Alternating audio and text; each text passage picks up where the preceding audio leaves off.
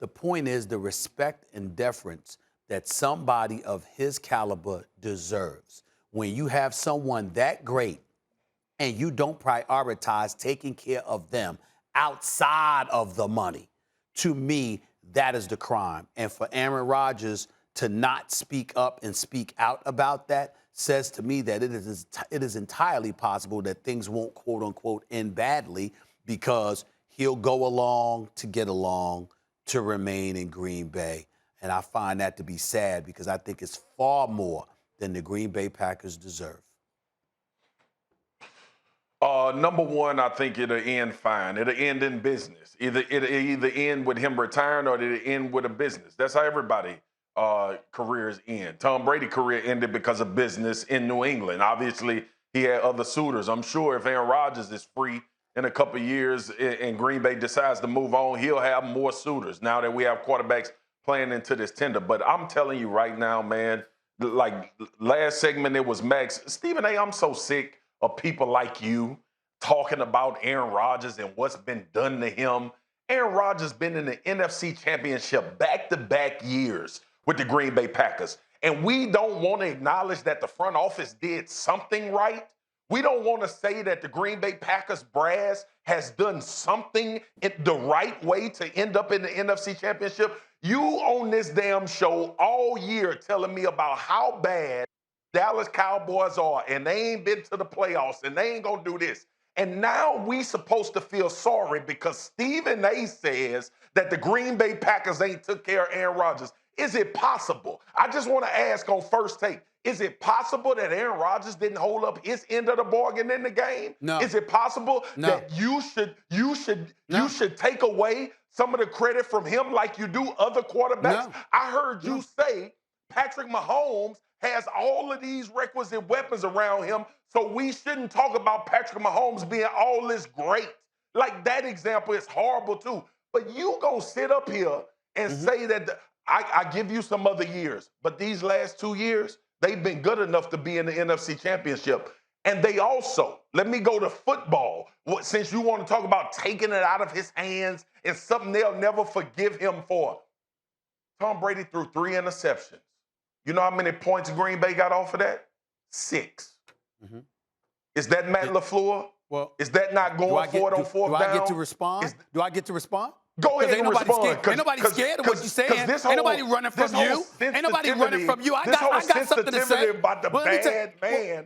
Do I get to respond? To the fact do I get to respond? Get it done. Go ahead, man. Go ahead. That's right. Listen, first of all, you ain't scared nobody. Huff and puff all you want to. Give a damn what you say. Just like you don't give a damn what everybody else say, or you tired of what everybody say. I'm tired of what you got to say. I'm gonna be watching you on NFL Live, spewing the same nonsense. Here's the deal. Did you see Devontae Adams fail to keep his feet in bounds? I saw it. Did you see on the end of the end zone when he sat up there and Aaron Rodgers threw it to the left side and he couldn't keep it and he didn't turn around and catch it on the back end? Did you miss that? Did you see the drop passes that took place? I saw Aaron Rodgers balling throughout that game. It wasn't on him. Now, if you want to talk about the previous year, Matt LaFleur's first year there, I got that. I understand that. But this year, he's about to be crowned MVP. He showed up in an NFC Championship game. Oh, by the way, they 26 and 6 in the 2 years Matt LaFleur is there. That ain't got practically everything to do with Aaron Rodgers. I beg to differ. And all I'm saying to you is this. Of course, you got to run it back. Aaron Jones can run the football. Devontae Adams can catch. Marvin Valdez-Scantling can play. I get all of that. But Number one offensive line in the league. Straw that stirs that cup, Mr. Cowboy. I don't even know why you even try to make this argument with me, with your cowboy self. What so you Stephen can sit up there and talk ignores, about Marcus. Be quiet, Max. Hold on for a second. I'm getting that swagger, and I'll come to you in a second, Max. What you ignore. The bottom line is this. You're sitting there and talking all of that. But I ask you a simple question. How egregious was it that you take the ball out of his hands to give it to Tom Brady where all Tom Brady needs is a damn first down or 2 to seal a deal? How egregious is that decision, Marcus? I'm not arguing with you about that decision. That's what I'm talking about. But it was 3 plays before that. It matters. It matters. Then we got 4. Yeah, it matters. Hold on.